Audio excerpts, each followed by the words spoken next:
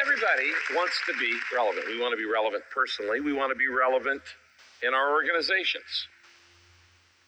And I've been thinking all day about this thought, well, what is it that causes irrelevance? How does somebody who was relevant become irrelevant? How does an organization or a business that was once relevant become irrelevant? And here's how it happens. When the speed of change around an organization is faster than the speed of change inside the organization becomes irrelevant.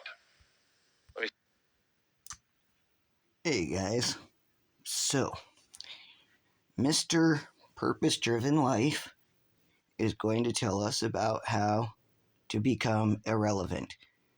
Let me explain to you guys how Rick Warren will become irrelevant. As brothers and sisters in Yeshua wake up to the fact that these men are Freemasonic Luciferians who are teaching Kabbalah and charging you to learn the doctrine of the fallen angels, these men will become irrelevant.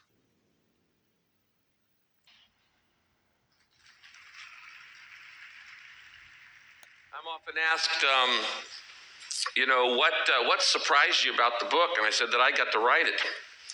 I would have never imagined that. Not in my wildest dreams did I think. I don't even consider myself to be an author. And I'm often asked, why do you think so many people have read this? This thing's selling still about 1 million copies a month. And I think it's because spiritual emptiness is a universal disease. I think inside that at some point we put our heads down on the pillow and we go, there's got to be more to life than this. Get up in the morning, go to work, come home, watch TV, go to bed. Get up in the morning, go to work, come home, watch TV, go to bed, go to parties on weekends. A lot of people say, I'm living. No, you're not living. That's just existing. Just existing. I really think that there's this inner desire. I do believe what Chris said. I believe that you're not an accident. Your parents may not have planned you, but I believe God did. I think they're accidental parents. There's no doubt about that. I don't think they're accidental kids. And I think you matter. I think you matter to God. I think you matter to history. I think you matter to this universe. And I think that the difference between what I call the survival level of living, the success level of living, and the significance level of living is, do you figure out what on earth am I here for? I meet a lot of people who are very smart and say, but why can't I figure out my problems? And I meet a lot of people who are very successful who say, why don't I feel more fulfilled? Why do I feel like a fake? Why do I feel like I've got to pretend that I'm more than I really am? I think that comes down. So, Rick, this is why you feel like you are a fake. Because all you're doing is teaching people Kabbalism and pretending that you are a follower of the Yeshua of Jesus in the Bible. You are not. You're actually teaching the doctrine of the fallen angels.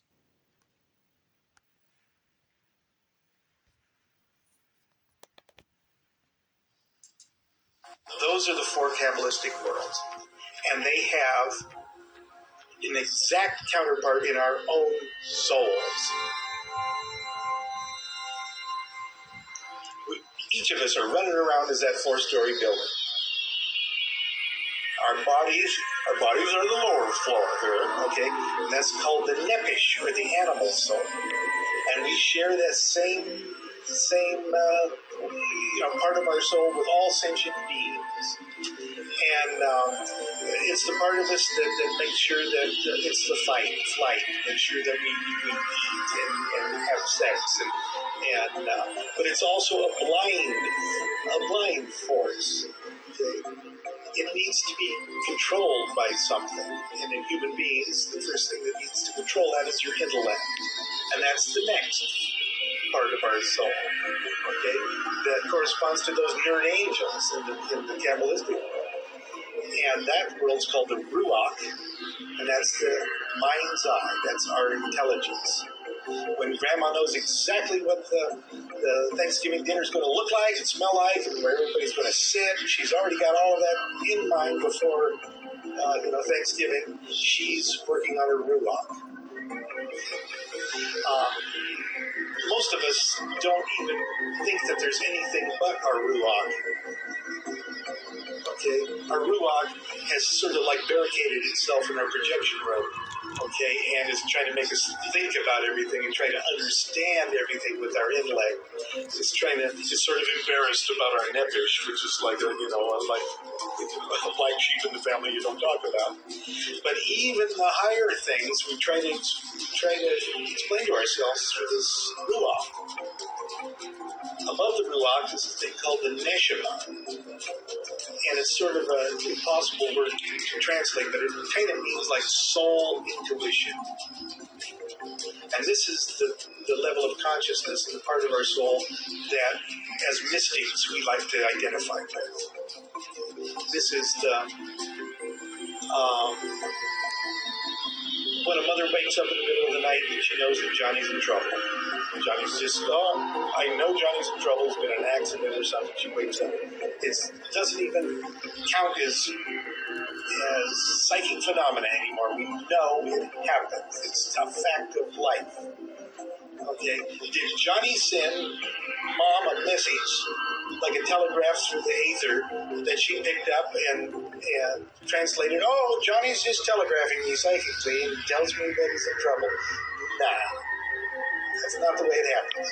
Not only that, if Johnny would have been on the other side of the country when that happened, Mom would have picked it up just immediately. And if he'd have been on the moon, Johnny would have gotten that message to Mom, or Mom would have gotten the message. Okay? If Johnny would have been on Alpha Centauri or a million light years away, she would have still gotten it. And that's because Mom's neshama, that part of her soul, is so big. It has no spatial limitations at all. No matter how far Johnny goes, he'll never get out of Mom's neshama. Same thing with you, your neshama and my neshama. We're all walking around, bumping around in each other's neshama. This is why a magician can see a spirit in a triangle, literally see it, and it still be inside him. Because of the neshama, we may as well say there is no outside of ourselves, because even the things outside of ourselves are within our neshama. And just above the neshama, that part of our soul that is the reflection of that highest Kabbalistic world, where the male and female aspects of the evolution, okay, is a part of our soul which we may as well just call the life force itself. And that's our true identity. Just like the highest Kabbalistic world is the only real world, the highest part of our soul is called Chai, spelled C-H-I-H, almost like a chia pet. Okay, I'm sorry that I had to play that long clip, but this is channel Psalm 86, and I'm coming at you guys today to talk a little bit about, various things: psychology, Sigmund Freud, Carl Jung, and Rick Warren. But I'm starting out. The only reason I played that long clip for you is that's the best analogy I have found that talks about the 4 levels of the soul that the Kabbalists believe, which is a belief that impressed Sigmund Freud. Psychology technically really didn't start till Sigmund Freud. He's the father of it. And it's documented, and I'll show you here momentarily, and I will put a link to Torah Cafe, I think it is, and evidently she claims to be a distant cousin of Sigmund Freud. Her name is Aiden something. It's a paper she wrote, and I think you can get the paper online if I'm not mistaken. My researcher friend, I believe contacted her, and he got the transcript of it of this lecture in her paper. He contacted her, she sent it to him, but she gives a lecture basically talking about how Freud was influenced by Kabbalah. And specifically, she goes into some of these characteristics, the animal soul, etc., in this talk. And basically, that's one reason why I showed this clip, was so you guys could see what she talks about when I put the link, which I don't want to make this video super long. I'm trying to condense my videos, and I really want you guys to do your own research. I don't want you guys to take my word for stuff. I want you guys to investigate what I say. So that's why I'm going to put the link to this woman's talk underneath the video to Torah Cafe, and she talks about this. Right here, and I'll put this link underneath the video too. A quote by Freud himself. This is gold. And I'll start right here. Apparently, Bloch had some understanding of the psychological significance of Cheyenne Vital's work because he decided to approach his acquaintance Sigmund Freud. Freud agreed to read the manuscript, and upon doing so, explained to Bloch, "This is gold," and wondered aloud why Cheyenne Vital's work had never been brought to his attention in the past. Actually, I think I went down too far.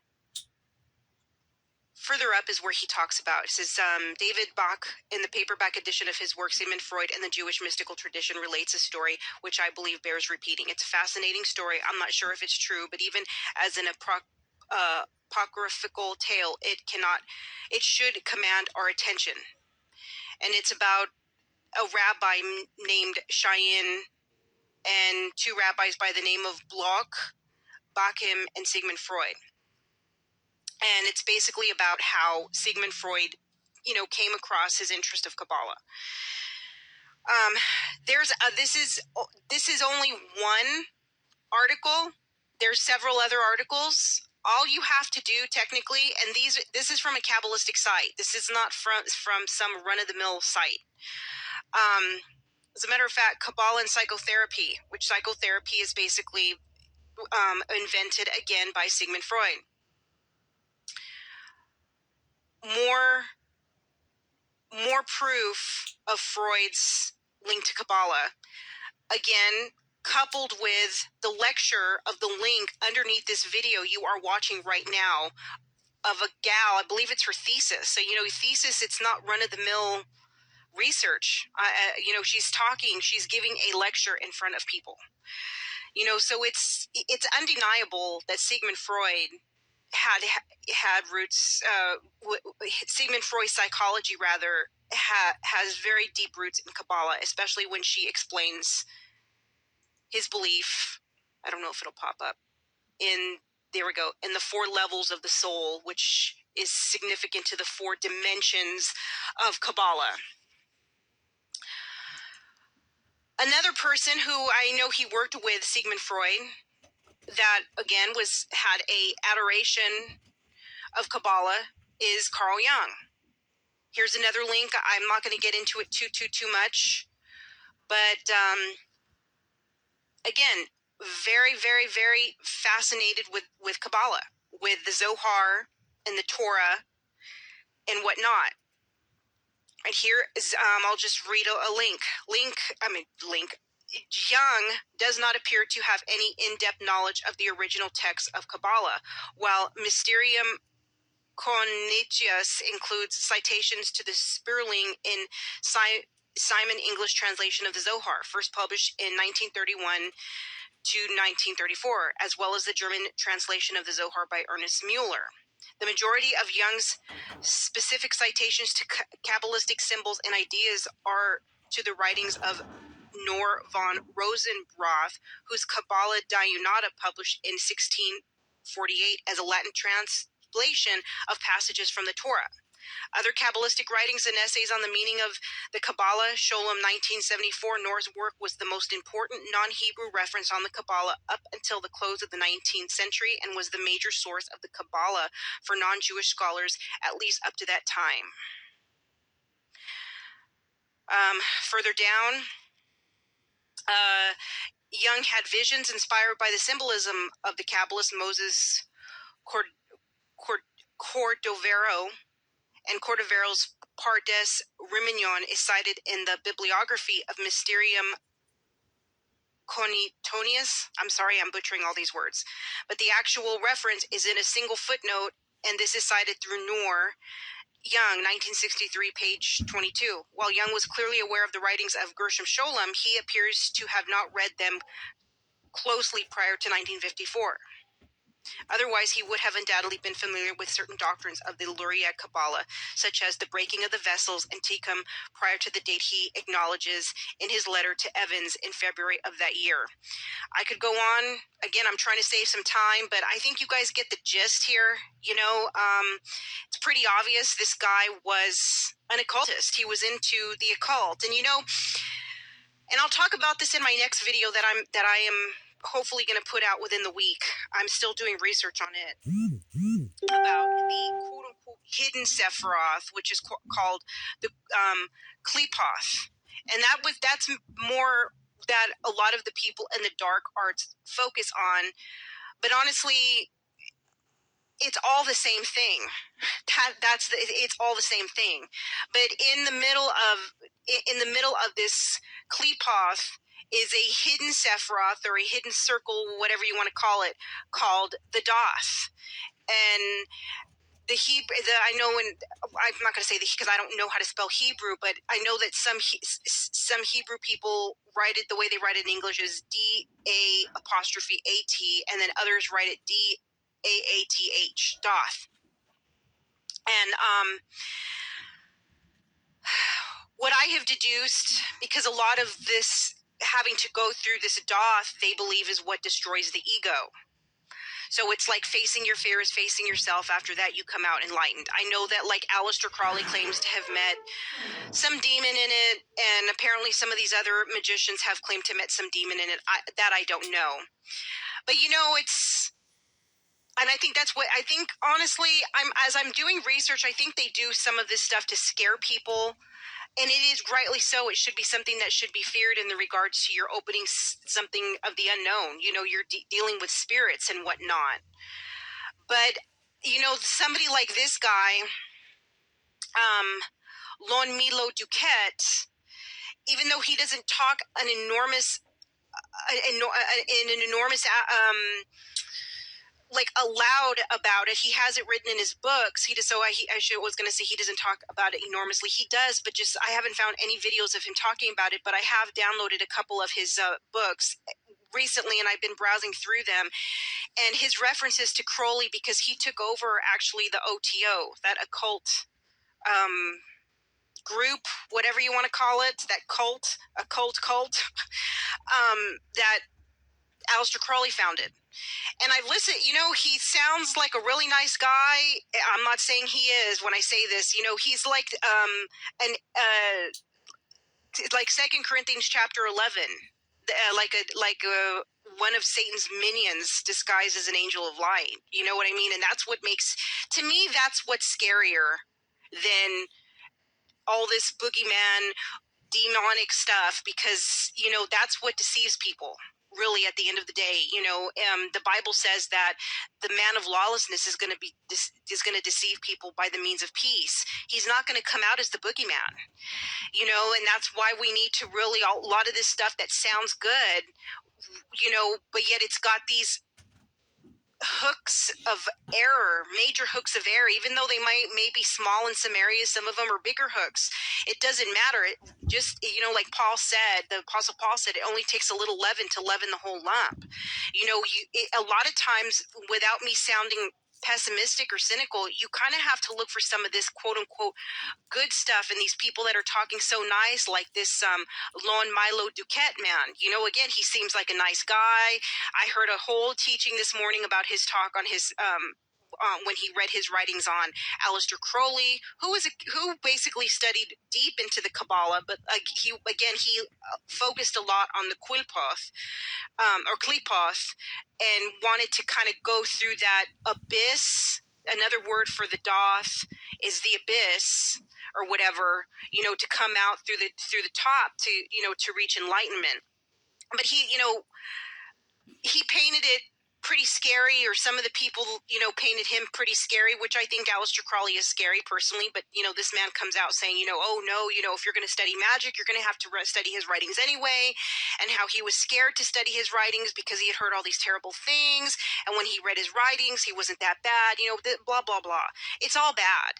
But again, I'm not saying that that one is worse than the other. It's all bad. It's all evil. It's all of the devil. But what I'm saying is a lot of times this niceness and this, is a lot more deceptive than the evil, But my point is I came across a video, and I'm not going to play it for sake of time, but I had to laugh out loud, literally, LOL.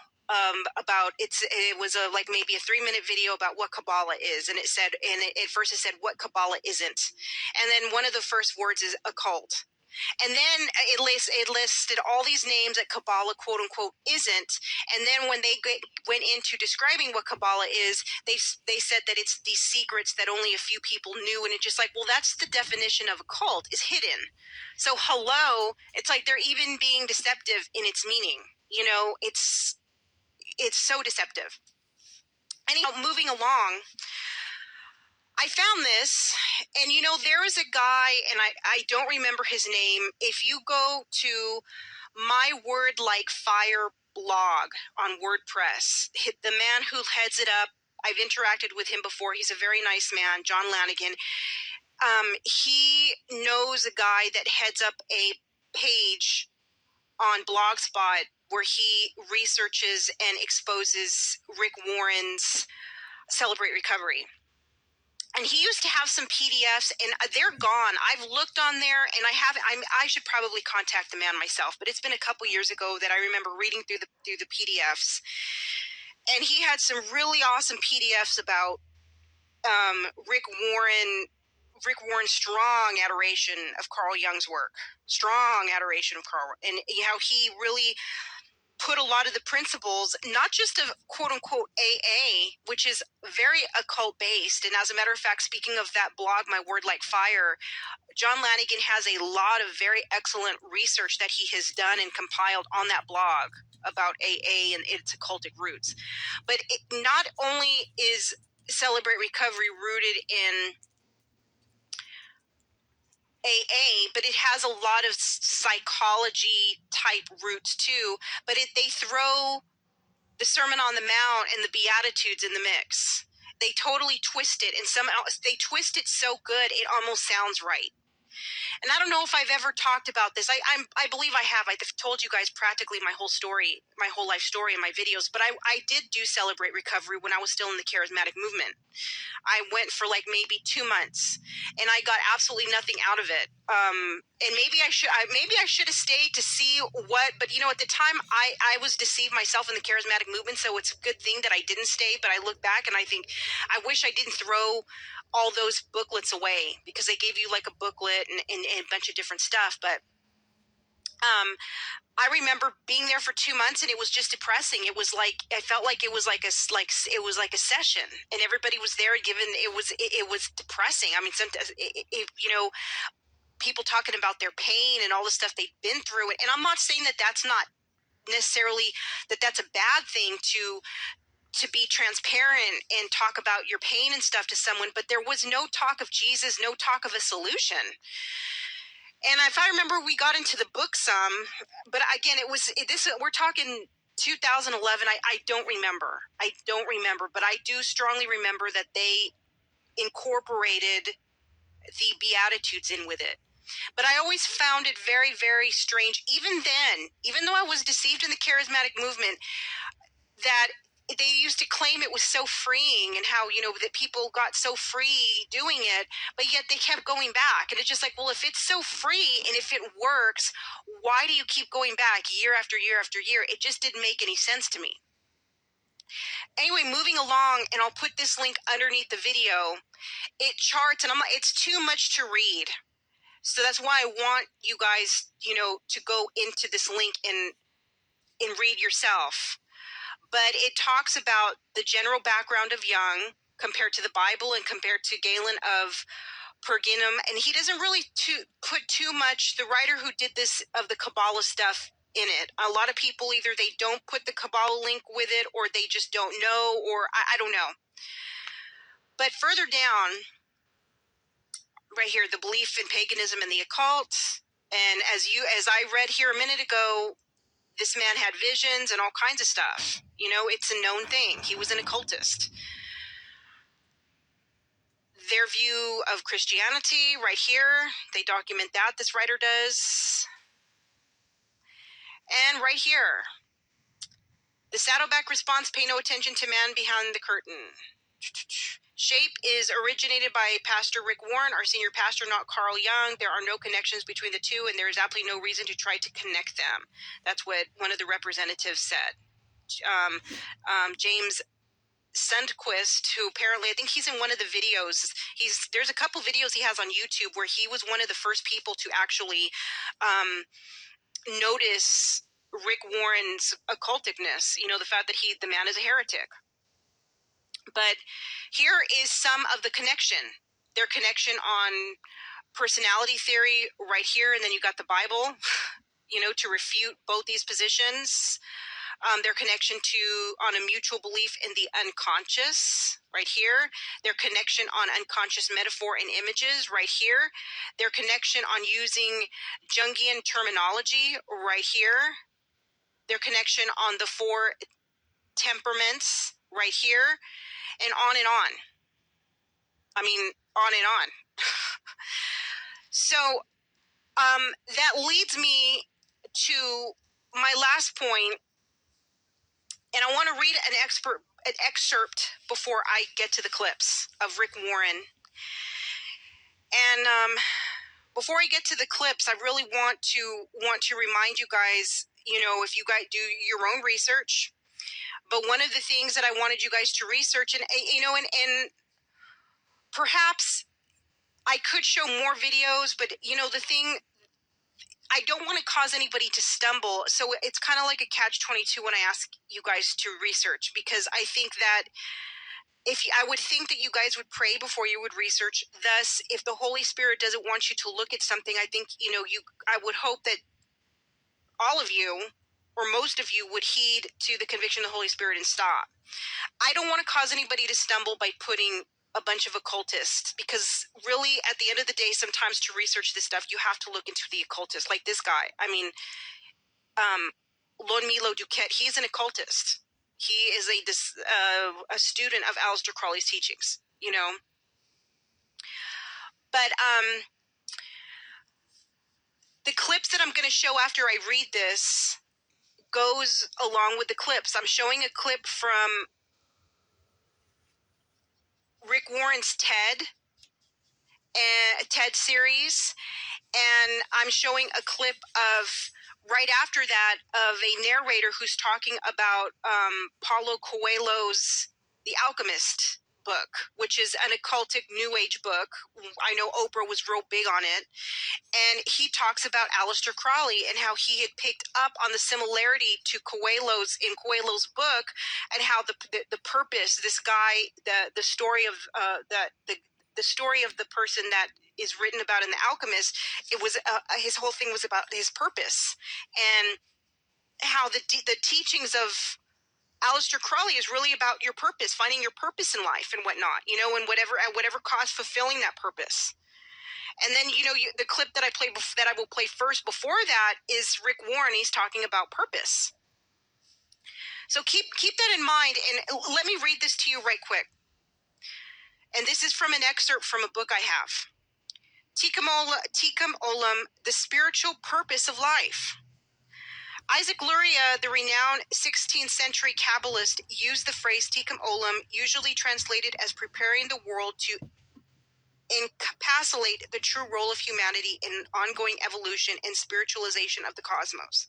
Luria taught that God created the world by forming vessels of light to hold the divine light. But as God poured the light into the vessels, they catastrophically shattered, tumbling down toward the realm of matter. Thus, our world consists of countless shards of the original vessels entrapping sparks of the divine light. Humanity's greatest task involves helping God by freeing and reuniting the shattered light, raising the sparks back to divinity, and restoring the broken world.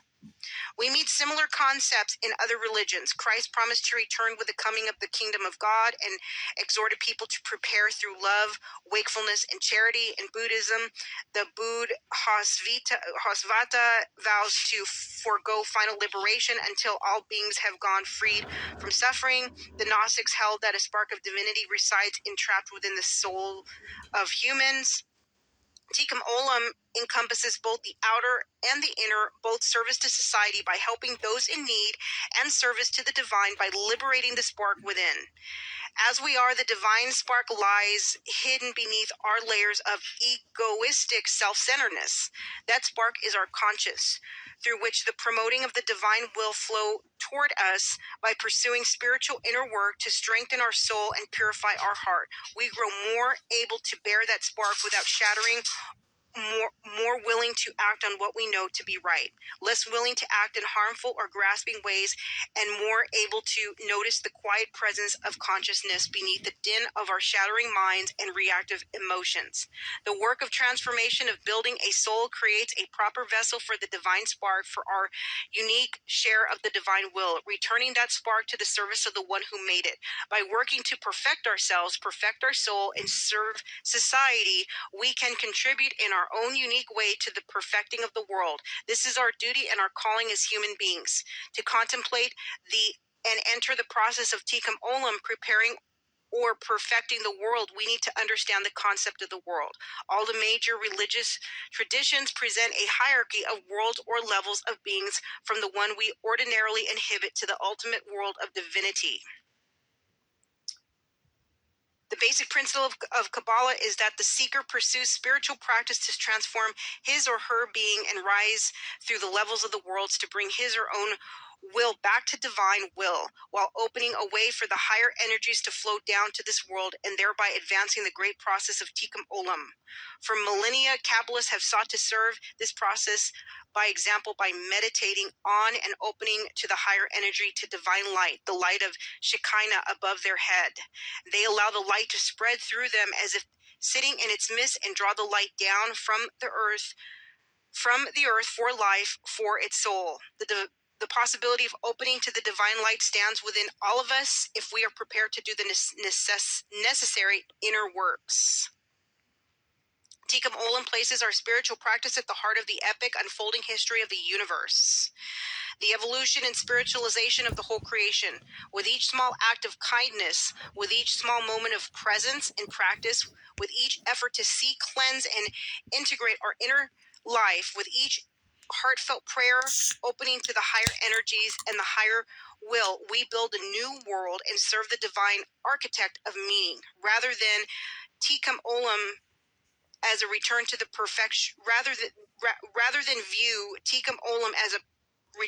perfection that existed before God created the universe, we consider the spiritualizing action as reaching toward a new and greater perception that existed before, toward perfecting this flawed world by imbuing the whole of it with divine spirits. Because of the freedom God necessarily placed into the world, we can infer that the outcome of the whole process truly remains uncertain, that our free choice to serve the divine and our planet through fulfilling our highest destiny really matters, our purpose, that despite our significant size with respect to the universe, our personal inner work makes a difference. If we can raise ourselves to the station where the divine can see and act through us, then we complete the momentous work of restoring at least one part of the whole. And so with the great Kabbalist, we discover a vision of unbounding meaning, perfecting ourselves, our purpose, perfecting the world, and helping God. That doesn't sound very, very eerily similar to what you're about to hear Rick Warren say, and then Aleister Crowley say. That, I mean, it's all Kabbalistic. It does not take a rocket scientist to put the pieces together. all this stuff, very Kabbalistic. I focus a lot on the NAR. I've not talked a lot at length about Rick Warren, but here's just one piece of one more piece of the puzzle of how it's all connected. How all these heresies, they're all connected. They all have a Kabbalistic underlining. Until next time, you guys, God bless you guys, and you guys take care. Last year, I was invited to speak at NBA All-Stars game.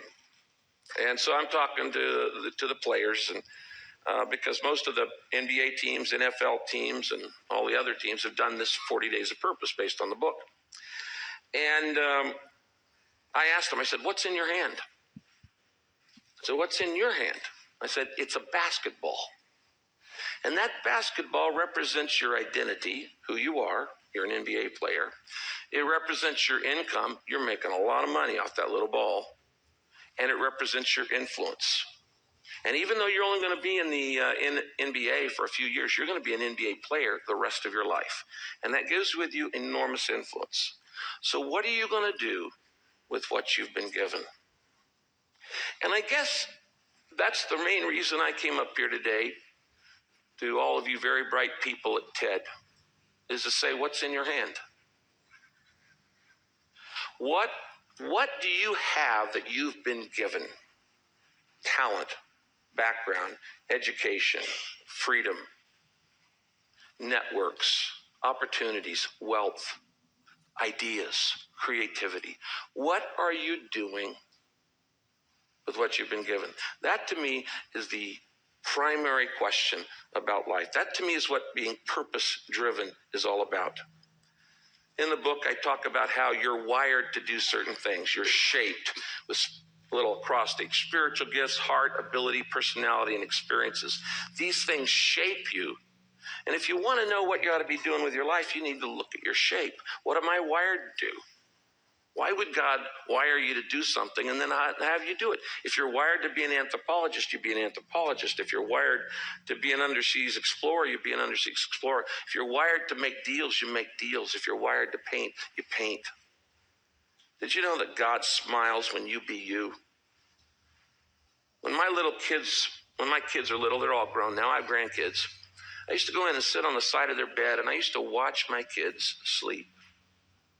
And I just watched their little bodies rise and lower, rise and lower. I would look at them and go, this is not an accident. Rise and lower. And I got joy out of just watching them sleep. Some people have the misguided idea that God only gets excited when you're doing, quote, spiritual things like going to church or helping the poor or, confessing or doing something like that. The bottom line is God gets pleasure watching you be you. Why? He made you. And when you do what you were made to do, he goes, that's my boy. That's my girl. You're using the talent and the ability that I gave you. So my advice to you is look at what's in your hand, your identity, your influence, your income, and say, it's not about me. It's about making the world a better place. Thank you. The book itself has an overall message and theme about this boy, or man, I should say, maybe. It's a man named Santiago. He's pursuing what the author calls his personal legend. Now, another phrase for personal legend is true will. Santiago is pursuing his true will, his purpose for being on this planet. It's the same concept of the personal legend where the universe helps you conspire to achieve what you're destined to. Okay, remember that snake. We're going to come back to it, the snake in the circle, and the legend. His main axiom is do what thou wilt shall be the whole of the law. And what he's talking about isn't just, going into any kind of debauchery that you feel is fun or whatever. He's talking about a more deeper meaning. Crowley was talking about Thelema, which is the name of the religion he came up with. Thelema literally translates as the will. Crowley heard an unearthly voice from over his left shoulder. For 1 hour at precisely the same time over the next 3 days, Crowley said that the voice dictated to him the book of the law, the work that would become the Bible of his new religion. The book of the law, it just really is ripping up everything. It's ripping up the Bible, it's ripping up the Quran, you know, it's ripping up all the holy books and saying, we're starting fresh now. This is the word of the new eon. We're going to peck out the eyes of Christ on the cross. It's very, very blasphemous. It's all about liberation. It's all about having no restrictions at all. You follow your path, you follow your goal in life, and you do that above all else. When Crowley talked about do what thou wilt, he was saying you're supposed to find your purpose for being in this world and pursue it at any and all costs, because the universe will conspire to help you do that, which is literally identical to what we find in The Alchemist with Santiago pursuing his personal legend. Okay, so first, I want to thank Psalm 86, who made the video that we just watched most of it. She retired from YouTube about 8 years ago, so people don't have access to her old research. She was in the NAR, figured out what was going on in the NAR, connected it all back to the Kabbalah, and she's been the source for a ton of my research. So, thank you, Psalm 86, wherever you're at, because you're helping a ton. Now, remember the snake that was on the front of that book that was eating its own tail, and the whole thing was about legend right there. Hold on one second. Okay. So, Kobe Bryant, the black mamba, the snake. His mamba snake looks a little bit different, right? A little bit. So, here's the Mamba Academy. This is an actual location. That's the logo for it, okay? Remember the snake and legend. Actually, these are all the Mamba logos for his Nike shoes, so that you can tell the black mamba, it has to do with that triangle and the snake. People can understand that when Kobe Bryant was number 8 to begin with, then he became, oh no, he was number 24 to begin with, then he became number 8. So somebody has identified the magic that Kobe's doing, and they are making their own graphic tees and selling them because they understand what this magic is that he's doing. Mamba's mentality is that he's doing one-eyed symbolism, right? And he's behind a chain link fence. We still got to get to the legend, because remember how Kobe died? Legend, twice. Hold on.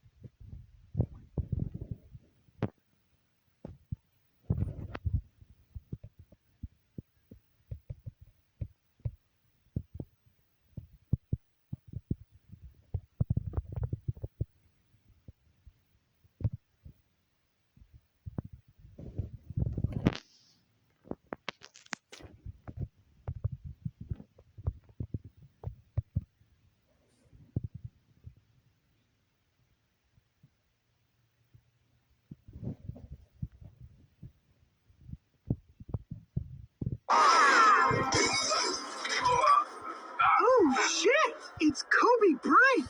Help me. Just pass me the trophies and we'll pull you out. Pass.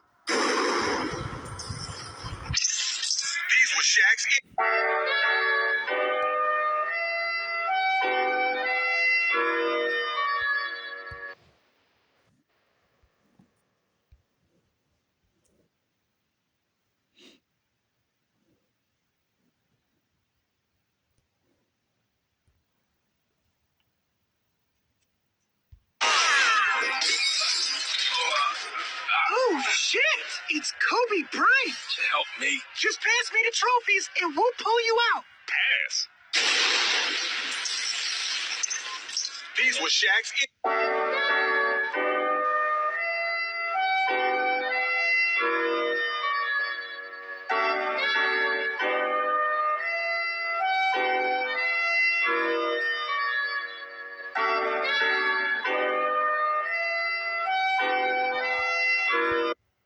You guys see this?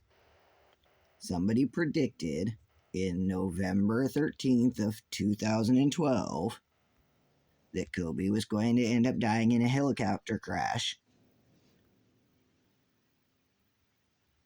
The guy's face looks a little like Kobe's.